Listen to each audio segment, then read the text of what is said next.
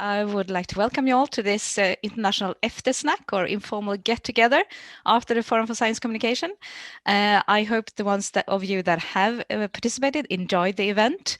It was a full day and a webinar, so it's very nice to see all these friendly, smiling faces in front of me. I'm Maria Hagardt. I'm an International Relations Communications Officer at VA Public Scienc, and also the hub manager for the Falling Walls Sweden hub. The Falling Walls hubs brings together local and regional science engagement science communicators together with international science communicators to share experience, exchange ideas, and find also future collaborations. So that's also what we're going to do today during our discussions.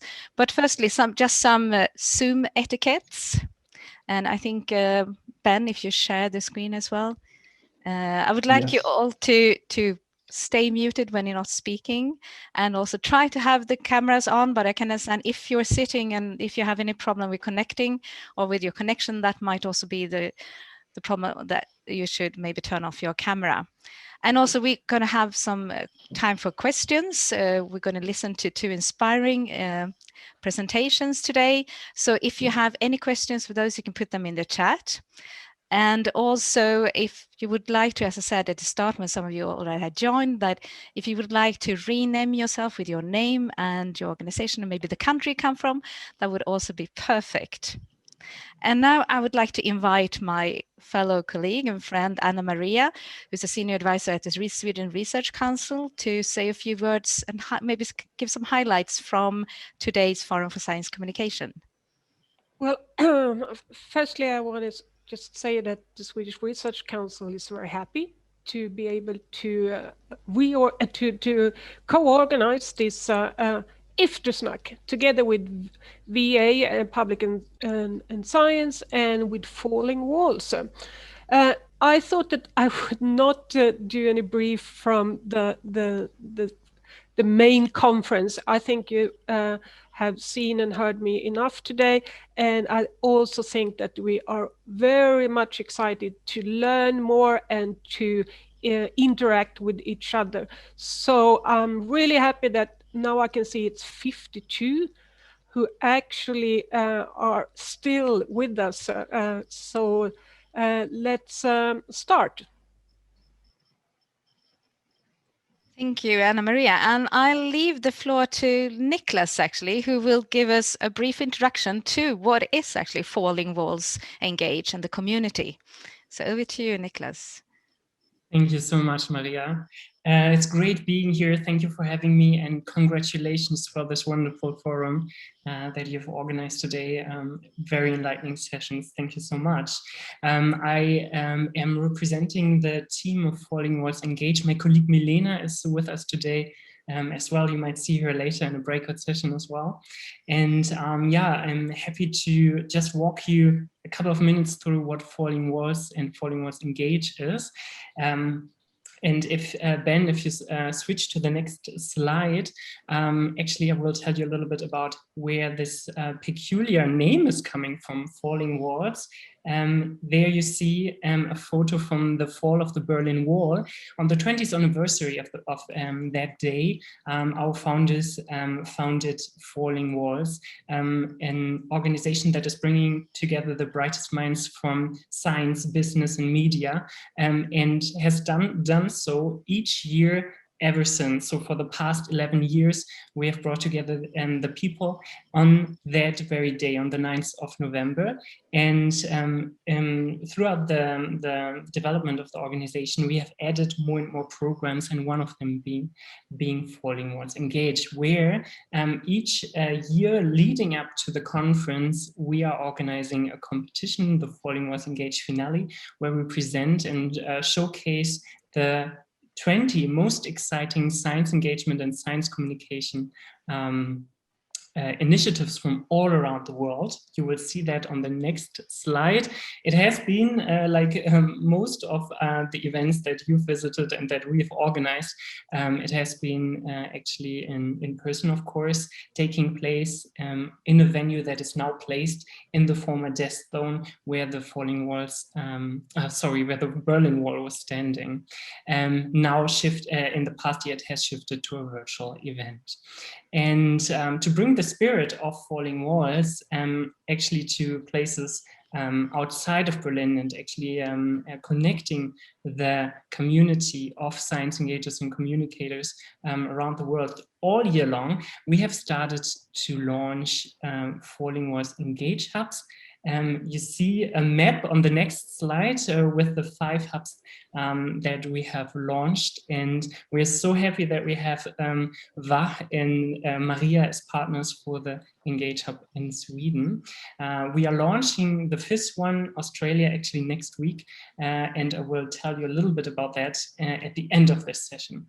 To complement that series of hubs, we have also started community-driven events that are more standalone events to really highlight the science communication scenes in particular countries and really deep dive into like how they are practicing science communication, how science is understood in the various contexts. So on the next slide, you will see a few pins of the most recent and upcoming events, the next one being in Mongolia in 2 weeks. So if you like, feel free to browse our website and subscribe to our newsletter to stay up to date with these.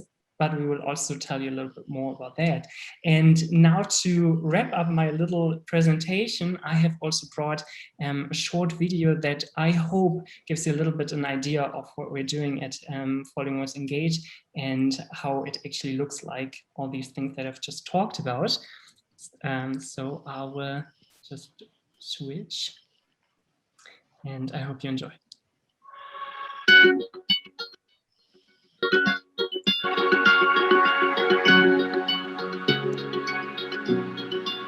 Science and technology have never had so much impact in our lives. And more than ever, we should all get a chance to take part in the conversation. The public can contribute to research in ways that they and researchers generally can't imagine. By building these human connections, we do better science engagement. We are more connected. We work together more collaboratively. At Falling Walls Engage, we support those who break the walls between science and society.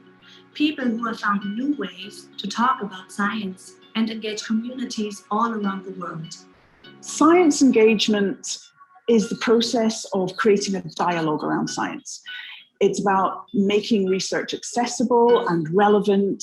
You've got to tell a good story, you've got to listen, and you've got to learn about what people find interesting in science.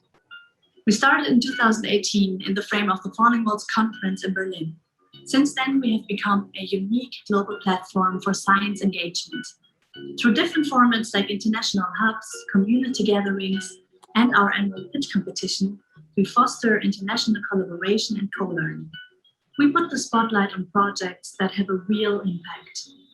Our project breaks science communication walls across the African continent. We can make astronomy accessible to blind people everywhere. I'm trying to break the wall of cancer education through immersive exhibits. The network of Falling Walls Engage has grown so much. We've brought together people from all over the world that are connected with science engagement, are doing science engagement projects. I've met with so many other really, really interesting engagers who have the gift of communicating the beauty of science, which is really about life. It's not just something that happens hidden away in a lab somewhere. Science is really, it's happening around us as we speak. Through the power of science engagement, we want to tackle global societal challenges. We believe that by increasing trust in science and promoting evidence-based decision-making, we can improve people's lives in the long term. I suppose that's what we advocate in science engagement. We believe in the power of human connections to make the world a better place. No idea is too small. No idea is not important. I think science engagement really, sky is the limit right now. Anything can happen.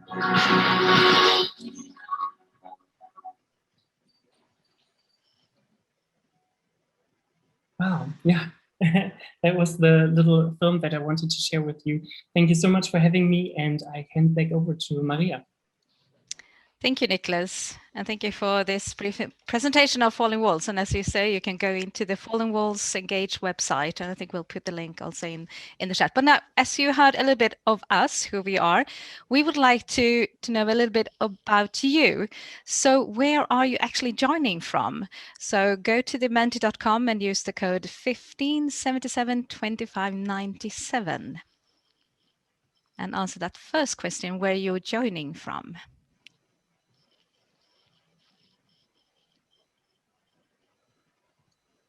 Maybe we also can display the results.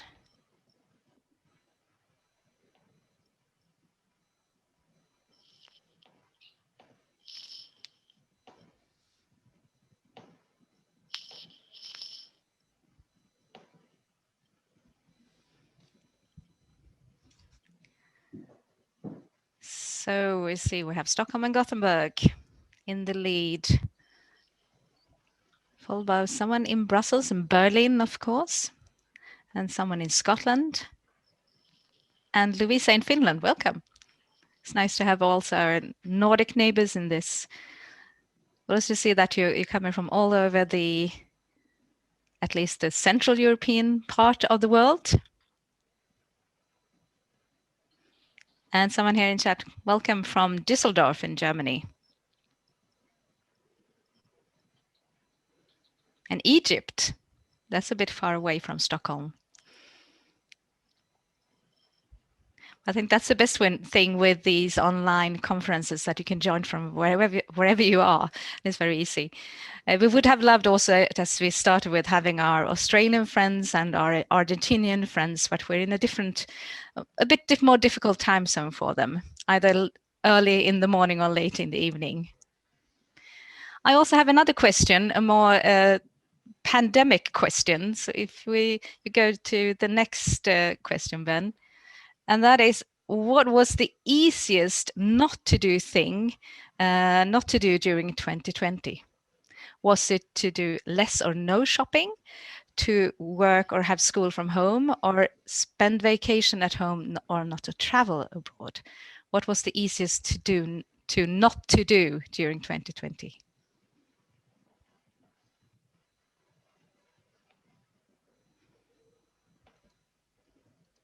So I can see that doing less or no shopping.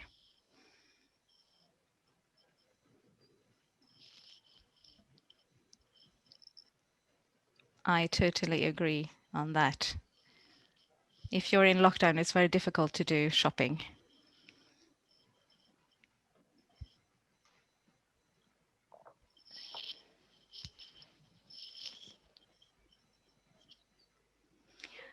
Well, thank you for all your answers to those questions. Now, before we start and have some more networking and start the discussions, we would like to showcase some inspiring projects that has just recently started here in Sweden. So I will leave the floor to Marianne Loor, who's the communications manager at the KTH Royal Institute of Technology. And she will tell you more about a new citizen science project that she's managing. So over to you, Marianne. Thank you, Maria. And I hope that you now see my presentation. Is it up there? Good. Well, thank you for inviting me to join this session. It's a really great opportunity. And also I've enjoyed the whole day, the conference before this, because it has many relating topics to the project I'm going to tell you about, Utopian Stories. This is a really, really new project. We had the official launch on 18th of March. Giving you a brief background, we came together from different actors, really organically, and found that this is an important thing to do at this moment in time when we are having the experience from the pandemic and wanting to see a bright future that's also sustainable. So the Utopian Stories is a large citizen science project where we engage mainly young people, but they can also ask for other age groups to be involved in this project. that is what we hope to, that they will also be co-researchers with us. And what we are trying to do, we have combined researchers from literature, especially then Camilla Bredin-Borg, who's from the University of Gothenburg, with climate research, represented from the Public Center for Climate Research at the Stockholm University, and Professor Alistair Skelton. And we collaborate with the Nobel Prize Museum, who have a fantastic educational program. They have a lot of experience of doing citizen science projects and a fantastic network of the teachers in school classes. And then I come in to reinforce this citizen science ideas. And we also have another science communication person from the Bolin Center.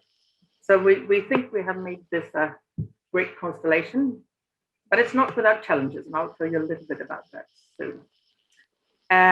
If we then manage to get funding, that's where we are in the process. We will also add researchers from my institute. I'm from KTH, Royal Institute of Technology in Stockholm, Sweden, where we have some great experience from visualizations of sustainable projects.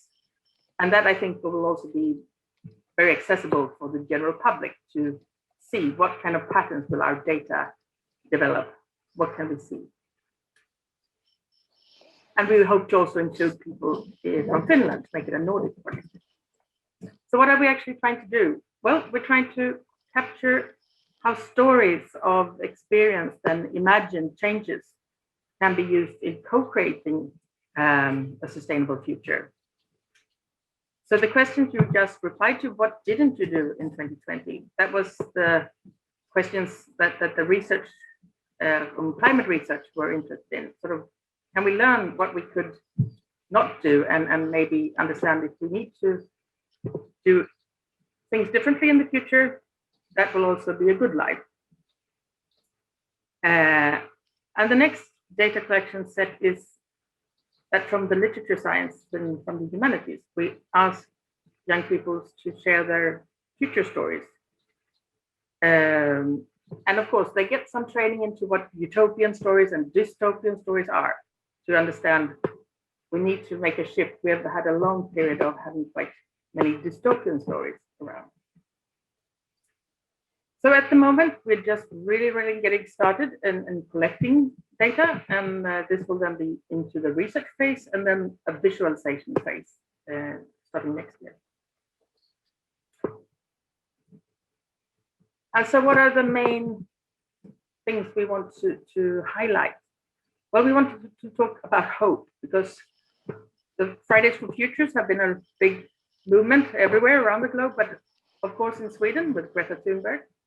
I have a teenager that age. Many share the same experience, that they are very worried about the future. They have been forced to see a lot of data about things are going the wrong way. We need to change. But we could also see that there's now sort of a new trend in talking about possibilities, providing a bit of hope. And this is coming both from the arts and from scientists. And I have here some examples from books that are recently published. Under the Sky We Make is written by an American scientist who moved to Lund in Sweden 10 years ago. And this is really a handbook, a guide to facts are not enough. We need also the emotions, not just the brain, we need the heart and the hand. We can fix this, but we need to find the ways of doing it and do it together. This other book, in Stream of Hopp in Swedish, is actually from my university at KTH. And it's also trying to show that we can fix this.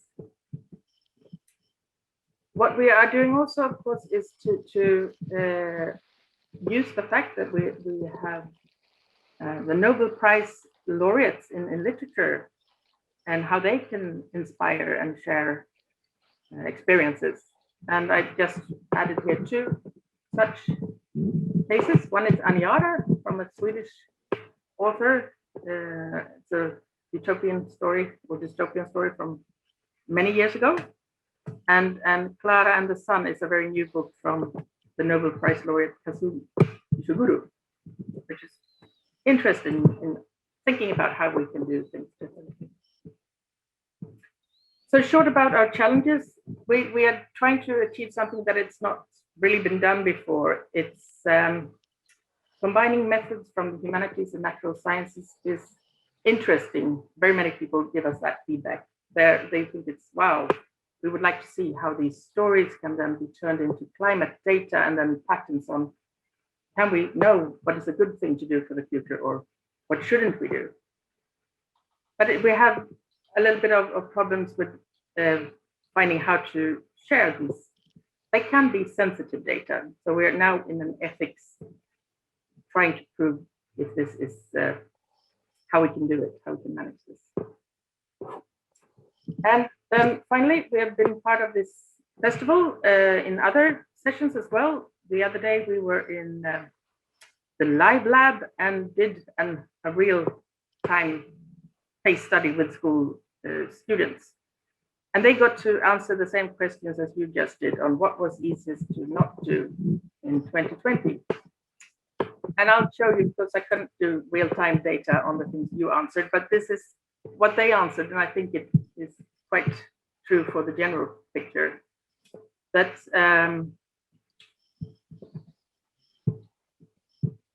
what didn't you do? I mean, yes, the most effect of what we didn't do is actually going abroad for a vacation. So that is a learning thing. If we want to really have an impact with doing things differently, that is the most effective way of doing it. Staying at home and shopping less is also important, but it has less climate impact if you're looking at the CO2 level. And if you want to know more about this, there's a, I don't know if we have shared the URL address in the chat. It's Nobel Prize Museum Utopian Stories. I can share it. But also we have another session on Friday in Swedish, but it's with the two researchers that I mentioned in the beginning and people from the Nobel Prize Museum and also from the Swedish Academy, talking about the importance of literature and narratives and stories. So that is my brief presentation, and I hope you have questions for me either now or in the breakouts.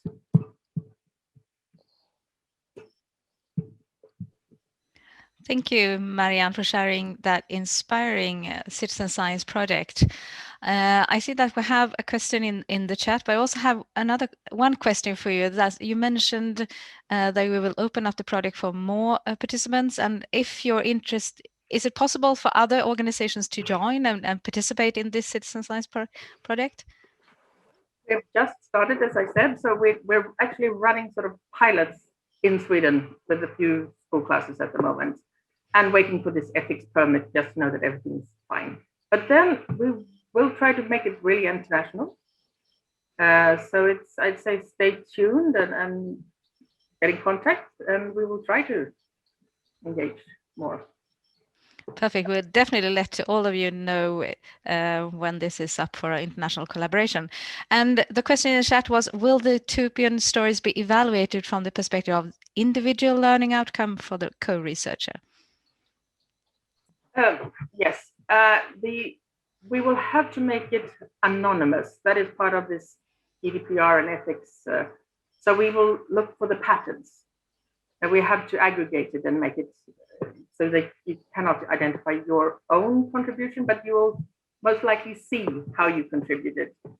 And there's a plan to, we'll show this in visualization projects and exhibitions coming up next year.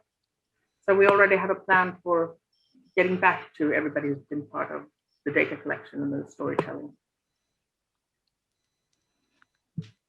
Thank you, Marianne. Do you have any other question coming in to Marianne? Or we can also take that during the discussions in the breakout rooms. Thank you again. I will then leave the floor to Cissi Askwall, who is the Secretary General of VA Public Scienc, and she will tell us a bit about an EU project that we're involved in, which is called Rethink. Yes, thank you so much. I'm just want to share my screen to be able to show you a few slides about Rethink.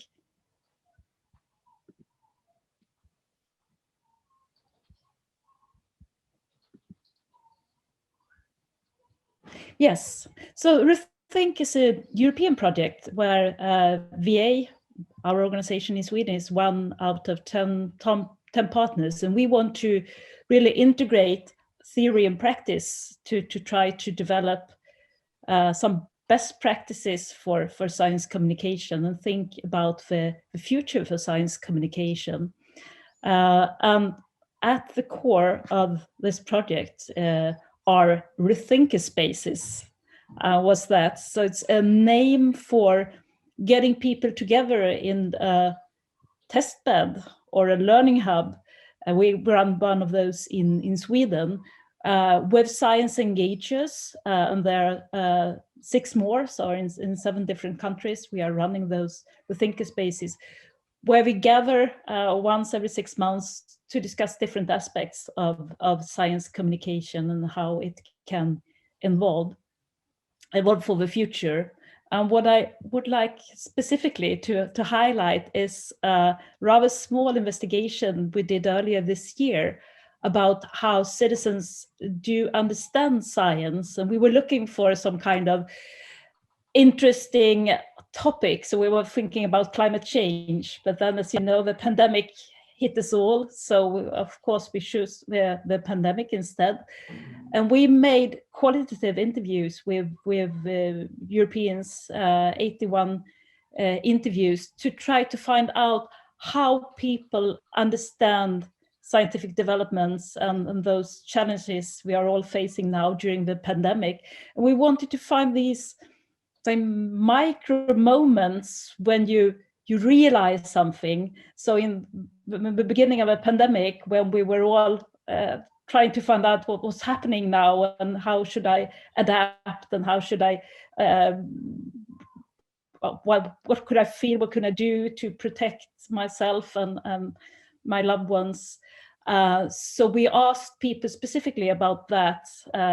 For instance, there was an interview with a person who was having an anniversary, so she wanted to have a big party, and she thought that this must not be so bad, so she sent out a lot of invitations, and then suddenly it struck her that not only that people declined her invitation, but also that they told her that she shouldn't really not organizing any parties at this time, and they would definitely not be part of it. So what we did, we sent all those interviews to the coordinator of this project, which is the Free University of Amsterdam. And I would show you here the results. So how do people make sense of science? So it's a mixed picture, of course. The foundation is where people are in the beginning. I mean, are you directly affected? Maybe you're in a risk group, or you work within healthcare. So you have, of course, a personal situation that affects how you make sense of the science you get in touch with, relating to the pandemic or really relating to any scientific matter. And then there's a lot of sources of confusion. We've been talking a lot about the infodemic coming together with the pandemic. That's so many sources of information, and they could be contradictory information, and it's difficult to make sense of what's important and who should I listen to and so on. And also, if the authorities tell you that you shouldn't do this, you shouldn't organize parties, etc., but you realize that other people, they don't really follow those restrictions or recommendations, so they are conflicting.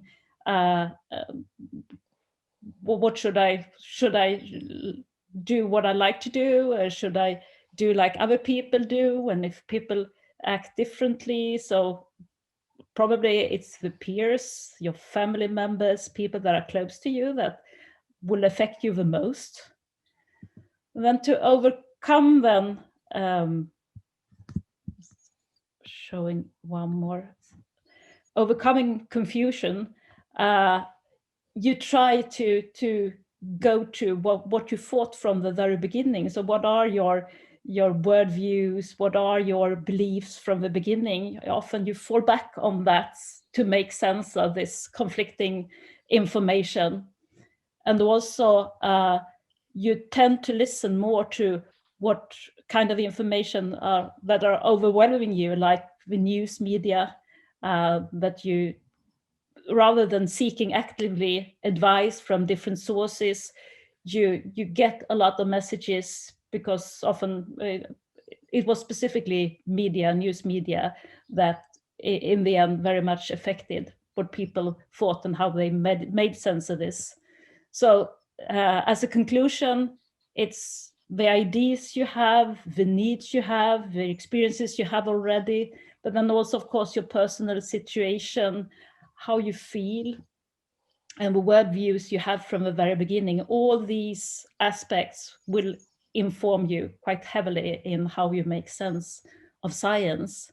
And I would invite you all to reflect on this together with me, how this will affect and influence our work as Science Engages, what I just told you about the results of this small study. Thank you.